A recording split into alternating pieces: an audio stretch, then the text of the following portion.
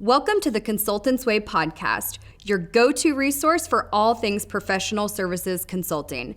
Brought to you by McMann and Anthony, a strategy consulting firm with over 30 years of experience helping B2B organizations achieve sustainable growth, and the Consultants Way, the leading comprehensive consultant development program. Hosted by Dean McMann and Anthony Paluska, we share expert insights, firsthand experiences, and conversations with industry leaders on the topics that interest you most. The views and opinions expressed by guests on this podcast are their own and do not necessarily reflect the views or positions of their employer, company, or affiliated organizations. Welcome back to the Consultants Way podcast. Anthony Paluska and Dean McMann, and today we are joined by Paulo Naddeo. Paulo is the VP of Global Professional Services at Stonebranch. And Paulo, we're happy to have you on the show. Please introduce yourself to the audience. Yeah, thank you, Anthony. Good to be here. Hello, Dean. I've been in professional services for a long time. I started in Brazil. I'm from Brazil. And I had my own software company at that time. So trying to do custom development back then. After that, in the early 2000s, I joined an American company. And at the end of the decade, around 2007, they transferred me over to the United States. And I'm here 10 years later, 20 years later, doing professional services, right?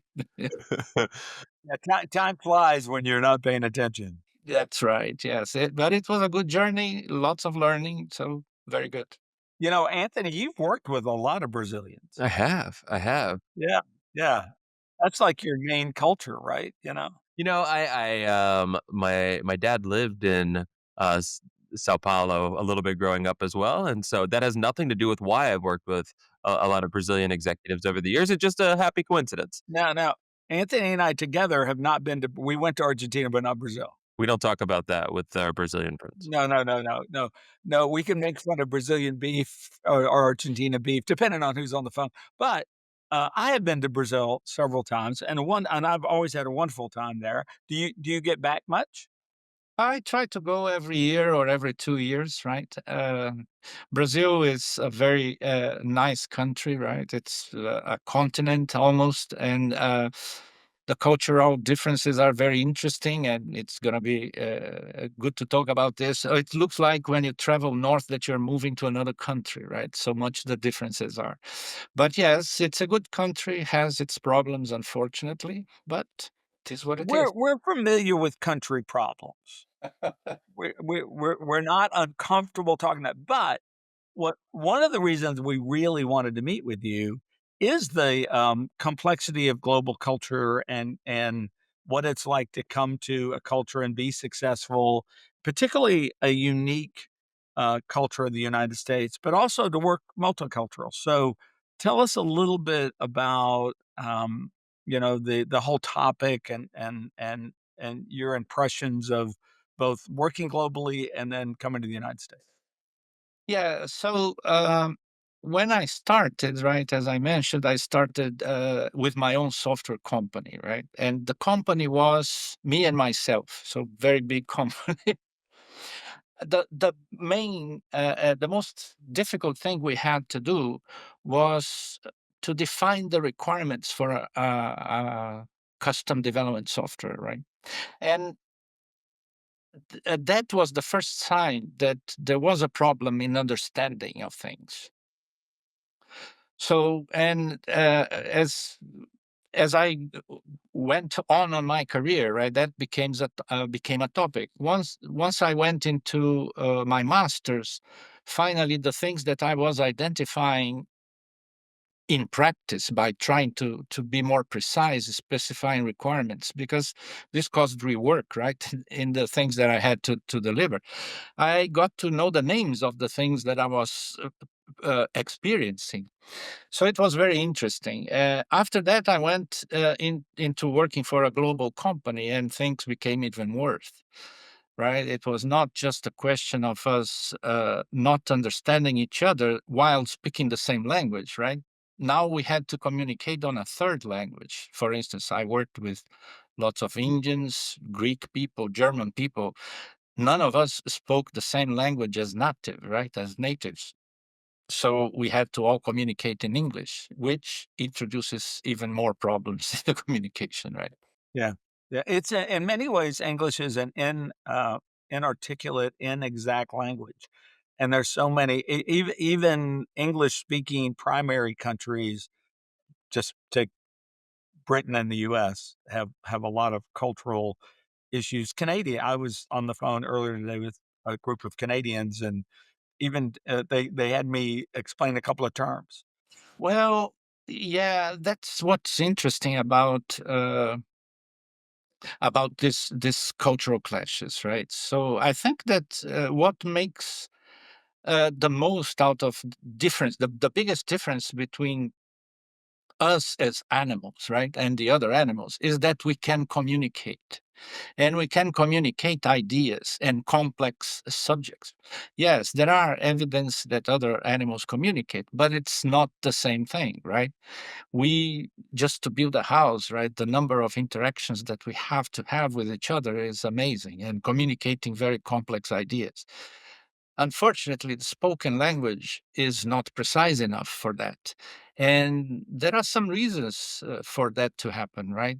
We are so not only we have grown in different countries, we have different upbringings, we have different beliefs, we have different paths of life, right? And all that influences how do you communicate, what you understand of things.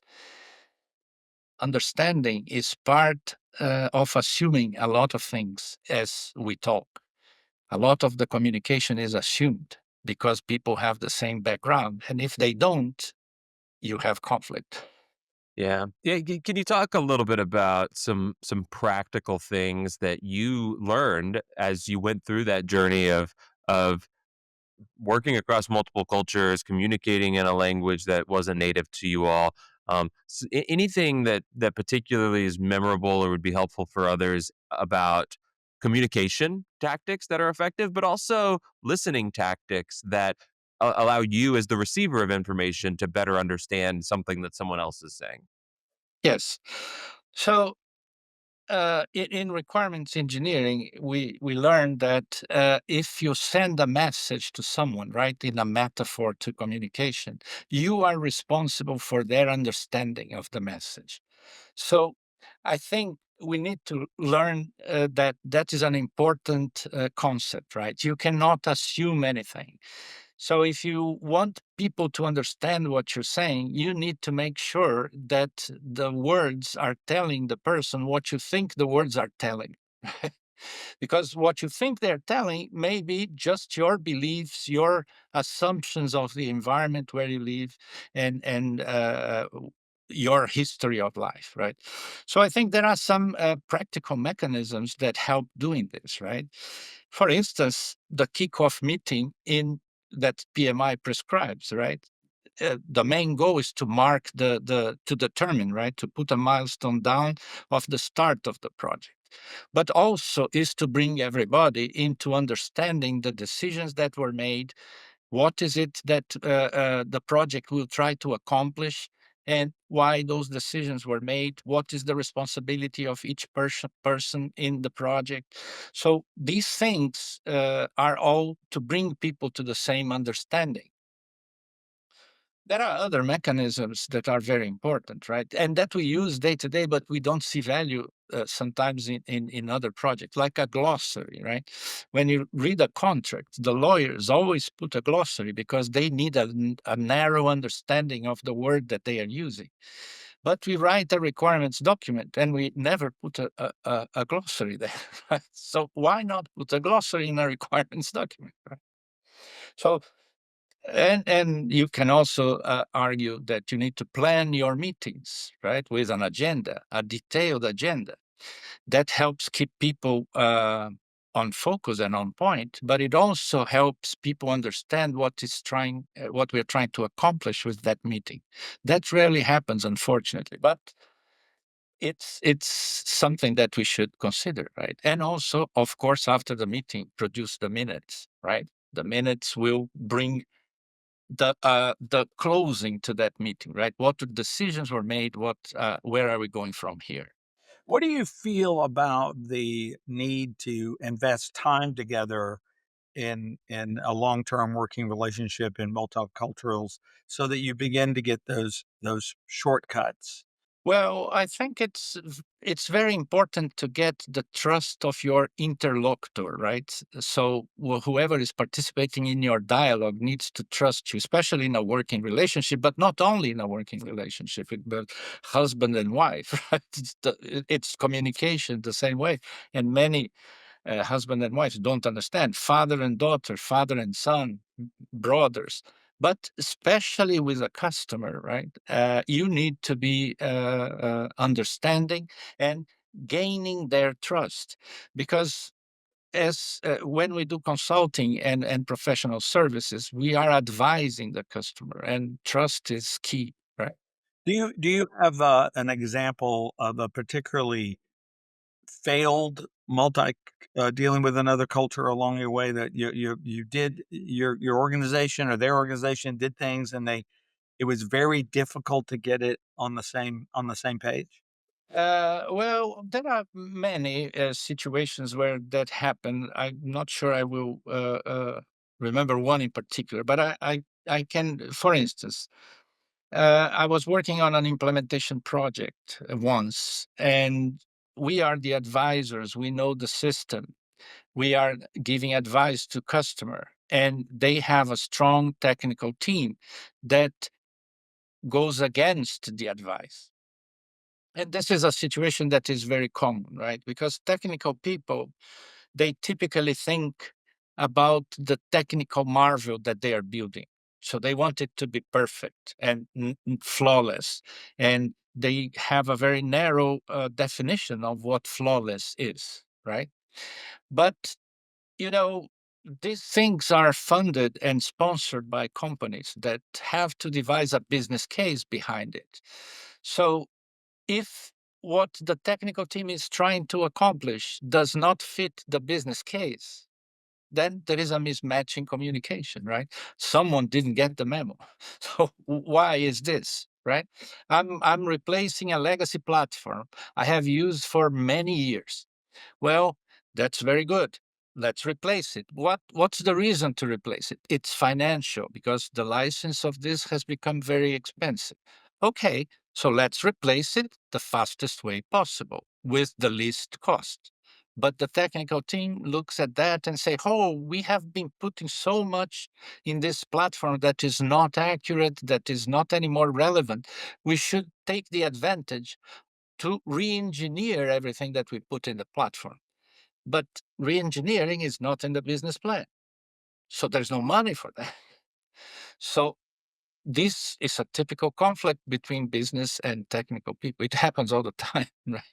Yeah, it was funny because we began by talking about the cultural differences between different countries, right, in different parts of the world. But there, to your point, right, even if you're working within a single country with a single set of cultural norms and communication styles, you have your engineers that behave and communicate very differently than your business owners and leaders. It's just different than your financial team and all of those different things. And so all of those practical pieces of guidance that you put in place before, the glossary, the pre-meeting prep, the post-meeting summaries, all of those things, I want everybody out there to listening to take away the importance of those, even if you're just working amongst a team that you feel is a local team that you feel like you can communicate verbally with. Similarly, everybody comes to things with a slightly different communication style and approach. So I appreciate you highlighting that.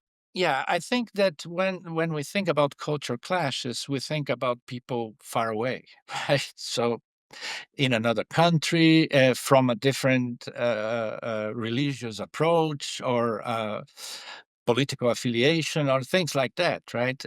But yes, your neighbor next door may have cultural clashes with you because he believes in different things. He had a different walk of life.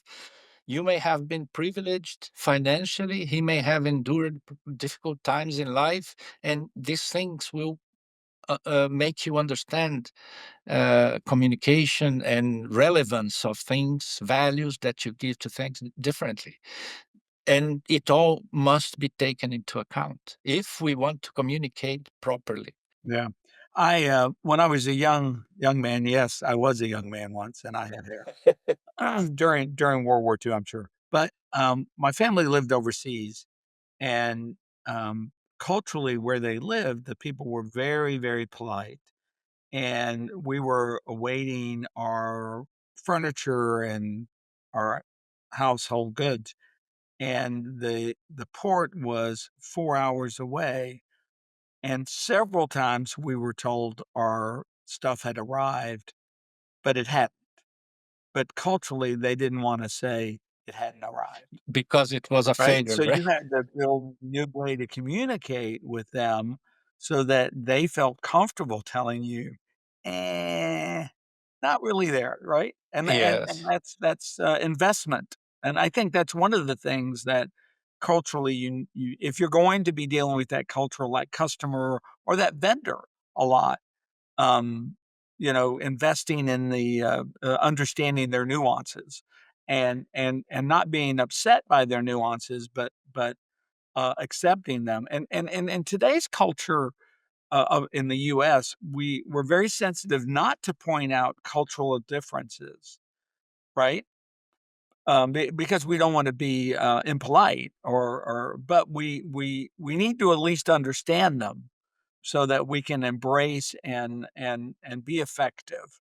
And just to go back to Brazil a second, when I started going to Brazil, it was very clear that we're going to have a lot of dinners together and a lot of time together before we are working together. Oh yeah. The I think the focus on work here in the US is much different than it is in Brazil, right? So in Brazil, we try to make fun of every moment, right? So it's always an enjoyment. So you have lunches, you talk, you laugh out loud. Sometimes you disrupt the restaurant because you have a big group that is there doing something, right? It doesn't even have to be a party or any special occasion. And here it's much more focused, it's much more work oriented and driven, right? If you compare also the Americans with the Europeans, it's always a struggle for me that they want to take 3 weeks vacation in the summer. And sometimes it's hard to negotiate with them. So yes, through time we start to accommodate this with different tactics, right? So no two people in the same office in Europe can go on vacation at the same time, right? So things that are more practical. But I think it's not worth fighting this because it's not going to change. Yeah, no, I don't think we want to. I think you would lose some of the um, richness of life to but yeah, we can't fight, but we do have to accommodate it. Yes. And as you said, Americans, we're no fun, so people have to accommodate us.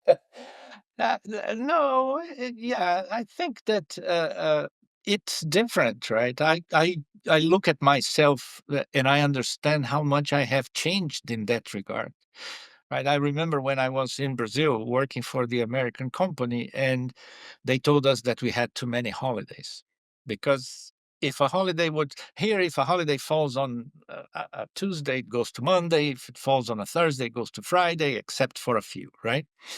In Brazil, if it falls on a Thursday, Friday is going to become a holiday because people are going to take the whole weekend. If it happens on Tuesday, it's going to be a whole weekend, right?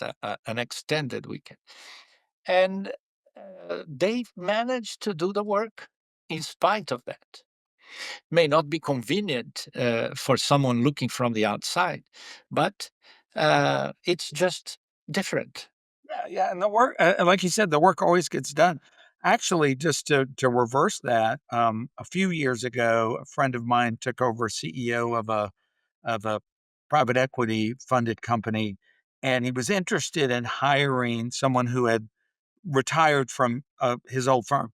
When I contacted the person that retired, he explained to me he didn't want to work anymore. Wonderful guy, by the way. I don't want to mislead, but he didn't want to work anymore because he was tired of the 5 a.m. to 9 a.m. phone calls every day. And immediately I got into a conversation of what caused that. And when you really dig down to it, some of that we cause ourselves. That's right. Yeah. Yeah, are we delegating enough? So yeah, culturally, there's so many fun nuances between, as Anthony said, just the different disciplines we're in, right? Yeah. And you find commonalities between the most strange things, right? For instance, we have a lot, the Brazilians have a lot in common with the Indians. There is a lot of difference. There are lots of differences, but there is a lot of similarities, right? So in food, the food is, although India has a spicy component to food, right? But the desserts and the things that they want, of course, it's also related to what grows in each country, in each region, right? So geographic uh, resources will make a difference. But it's interesting that things have developed in the same way. Families, right? If you go to India, families are much more tied together. In the US, they are important. It's an important of the importance part of the life, but it's not the same that they live together and interact so much more than in India or Brazil, right? In India or Brazil, they live together many times. You would pick your grandparents to live with you, your mother. In India, it's the same. They share the houses, right, in the same block of land. In the U.S., it's not, and there are many reasons for this. Yeah, yeah, and none are right or wrong. When I was very young, I was with a a, a girl. I guess she was a young woman at the time, and I was surprised not from the U.S. And I was surprised everything we did, her father got involved. I mean, he was, where are you going to go on your trip? Why would you go? But that was natural for them. But being an American, I was like, Why is this guy talking to me? Yeah, Yeah, and sometimes in America it happens very early, right? With 18, children want to go out and live in college and not to come back to the parents' house if they can, right? I think the economic times have changed this a bit, so but definitely the mindset is there, and I think, as you said, there are advantages and disadvantages, and all this different upbringing will reflect in the work relationships down the road. amen, amen. Speaking of the work relationships there, how have you seen cultural mismatches affect client relationships and the ability to build strong client relationships, and then ultimately how to overcome or lean into those cultural differences to form stronger client relationships and make for good long-term partnerships? Look, I think it's when you do not acknowledge the problem early or in time to save the relationship with your customer and keep fighting it, right? So I think you need to understand the signs. Some people have strong opinions about different matters. Some people want to do things the way they want to do and not the way you're suggesting. In and even if they will do the way that you're suggesting, in some cases they need to believe that that is their decision. So I think it's up to someone that understands better the factors that influence that communication to acknowledge that and move in a direction of understanding and less assumption. If you potentialize the assumptions, you are going to potentialize conflict, and if you go that route, I think the potential for disaster is very high. Make sense? Yeah, yeah. It does. It does.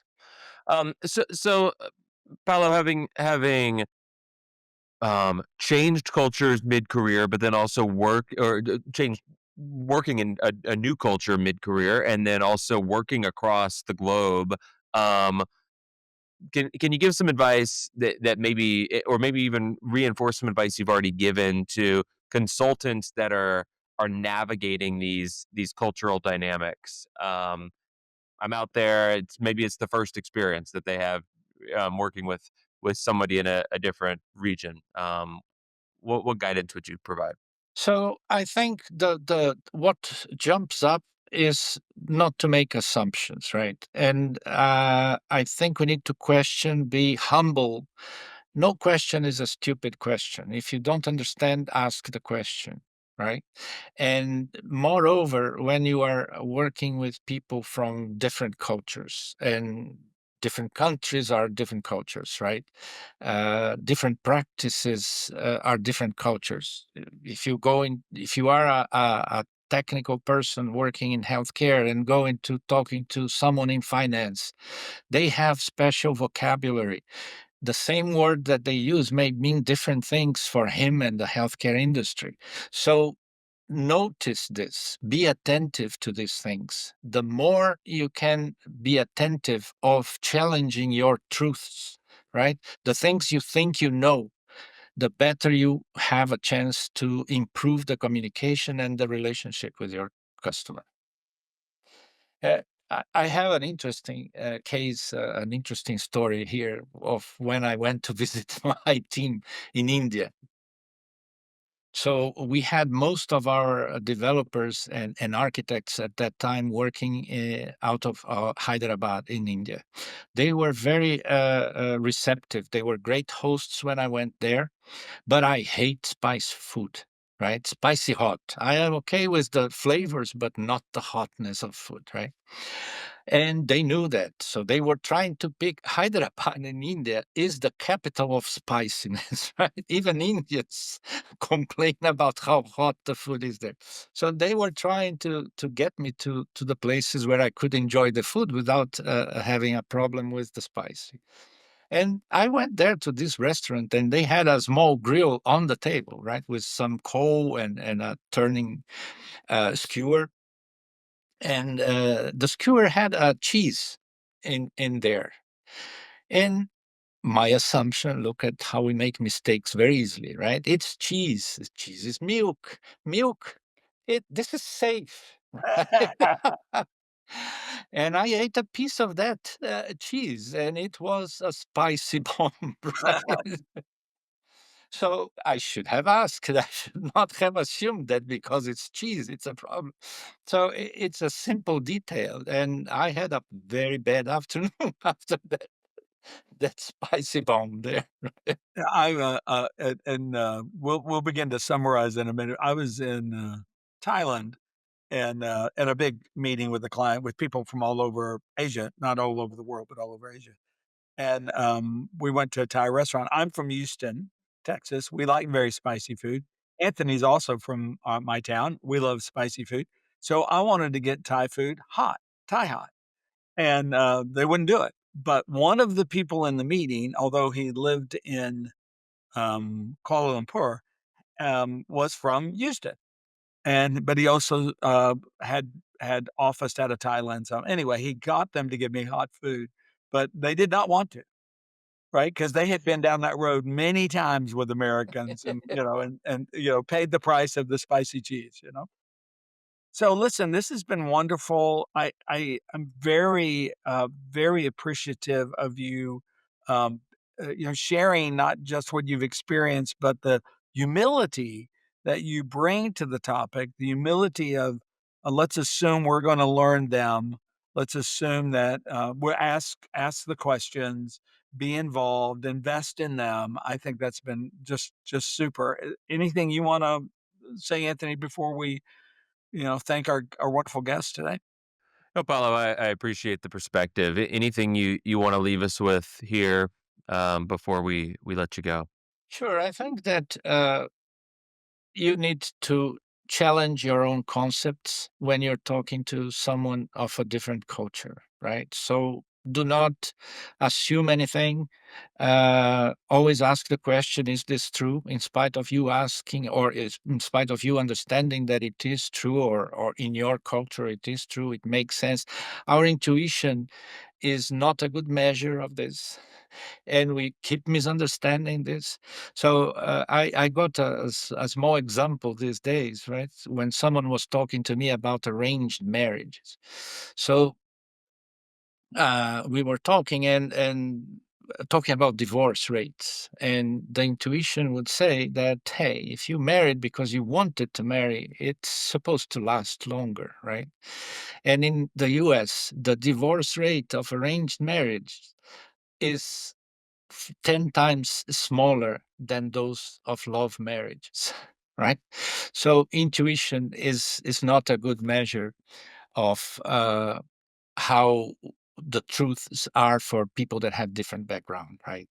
So if getting into a relationship with an open mind is going to help you a lot to bridge the gap between customer and service provider, between any relationship, to be frank. Well, thank you so much, and we look forward to having you back. Thank you. It was a pleasure being here. Thank you. Well, you know what I really appreciate, and I've met with him in person. Just a warm, very focused man about, if you had to give it, can't we all just get along, right? And he does invest very well in the humility and the interest in other people. Also, he's a very sincere speaker. Yeah, no, You know, I enjoyed it. not flippant like us Americans. I appreciated it. Um, a couple things that mm, in some cases may go without saying, although I actually am glad he said some of it, right? The first thing that he said that I take away from that was, right, the burden of the listener understanding is on you as the speaker, right? And so making sure that you are clear about what you're saying, but more important than that, that it is being clearly heard and understood is your responsibility. And so if you're not getting any follow-up questions, or you say something that should provoke some sort of response and you're not getting that, making sure that you're digging into that and you're restating it so that they're very clearly hearing what it is that you're trying to communicate. I think that's a very practical point there.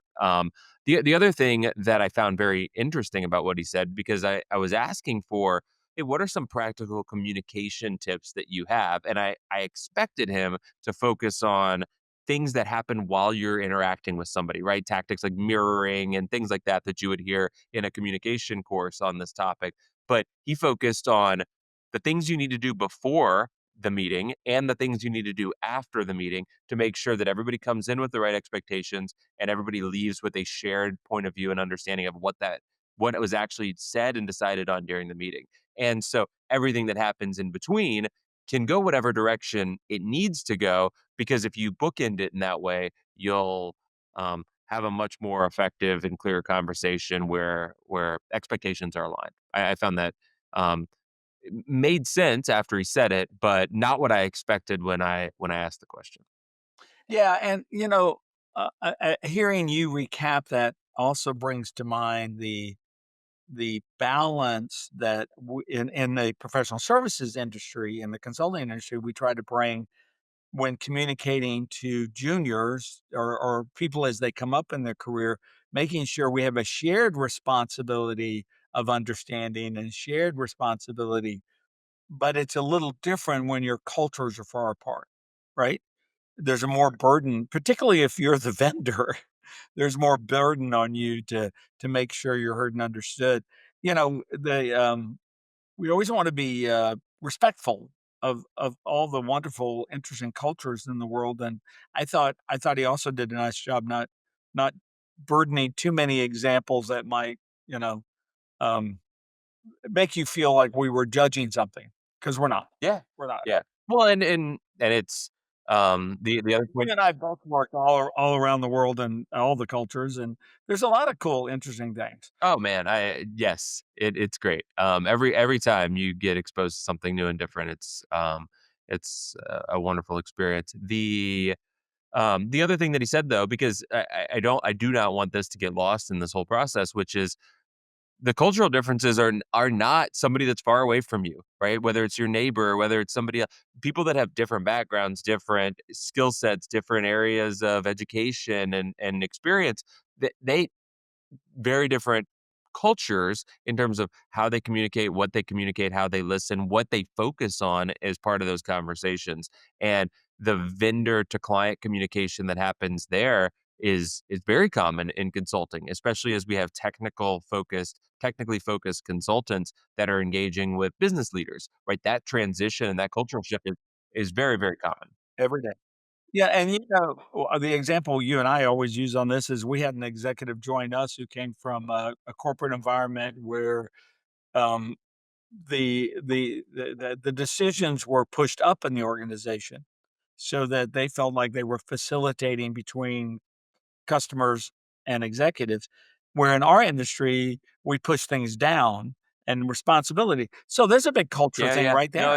it's a good one, right? Yeah. The startup culture versus the private equity culture versus the corporate culture is all very different. And so as people pop between those different businesses or engage with them as potential customers, you're talking to an entirely different audience that hears things differently and has different expectations of what they need from you as the communicator. So Yeah. Yeah. So really great session. Love to have him back and take us home. yes, everybody, if you enjoyed this, Or even if you didn't. even if you didn't, although yeah, even if you didn't, yeah, we'll go with that. Like and subscribe on YouTube. You'll find something else there that you enjoy.